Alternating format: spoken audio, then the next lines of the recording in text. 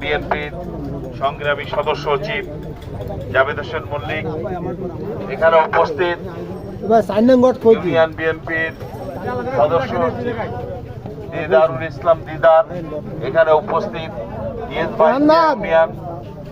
সংগ্রামী আহ্বায়ক আনোয়ার হোসেন খান, জাতীয়তাবাদী যুব দলের খুলনা জেলা সহ সভাপতি আইব হোসেন মোল্লা, তাঁতি দলের সদস্য সচিব মাহমুদ হাসান লোটাস, রয়েল আজম যুগ্ম আহ্বায়ক বিএনপির, আমাদের জাকারিয়া, আমাদের ছাত্র দলের উত্তর উষার আহ্বায়ক রবি ভাই সদস্য, এবং এলাকার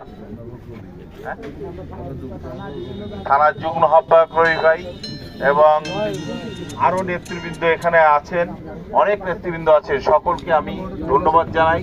আপনারা যে আয়োজন করেছেন, সুন্দর একটি আয়োজন, শহীদ প্রেসিডেন্ট জিয়াউর রহমানের জন্য এই আয়োজন, আপনাদের আমার পক্ষ থেকে কৃতজ্ঞতা জ্ঞাপন করছি। এবং আজকে আমরা তাবারক বিতরণ করব। ভবিষ্যতে একটি নির্বাচনের জন্য আমাদের প্রস্তুতি নিতে হবে, একটি নির্বাচন হবে, সেই নির্বাচনের জন্য আমরা এখন থেকেই দল বা নির্বিশেষে আমরা সবাই কাঁধে কাঁধ মিলিয়ে সকল বিভেদ ভুলে আমরা কাজ করব। সকলকে ধন্যবাদ।